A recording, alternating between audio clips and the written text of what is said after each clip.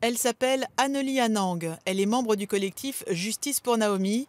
Il y a encore une semaine, cette photographe de mode ne connaissait ni Naomi ni sa famille. Vendredi dernier, en tweetant dans son canapé, elle tombe sur l'appel de détresse de Naomi.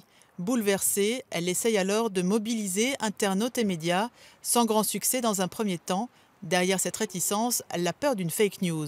Annelie, elle, n'y croit pas. Et j'ai vraiment eu l'intime conviction que ça ne pouvait pas être une fake news. Je l'ai senti vraiment au fond de mes tripes en écoutant cet enregistrement, moi j'ai entendu Naomi. J'ai entendu Naomi et j'étais sûre à 2000% que c'était une vraie info. Grâce à sa ténacité, un premier reportage est diffusé lundi soir. Annelie estime avoir fait son devoir.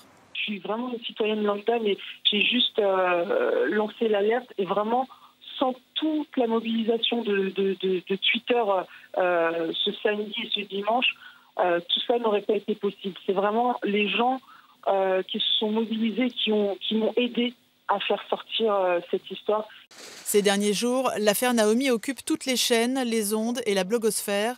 L'emballement médiatique autour de ce destin tragique prend une envergure nationale. L'affaire de Naomi, ça touche tout le monde. C'est-à-dire qu'aujourd'hui, tout le monde est touché par des problèmes en milieu hospitalier. Donc, chacun se reconnaît dans l'histoire de Naomi. Ensuite, l'autre chose, c'est vraiment l'enregistrement. En fait, si vous voulez, l'enregistrement, il vous prend aux tripes, tout simplement.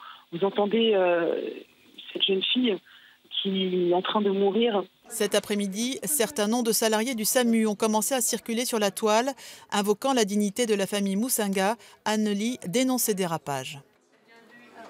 De savoir que certains internautes, certains groupes obscurs essayent de salir cette mobilisation et cette solidarité avec un message négatif, c'est-à-dire en diffusant comme ça lâchement les images et les informations sensibles et personnelles de ces deux femmes qui sont, malgré l'horreur de leurs actes, quand même des humaines qui ont peut-être aussi le droit de demander pardon et peut-être le droit d'être pardonnées.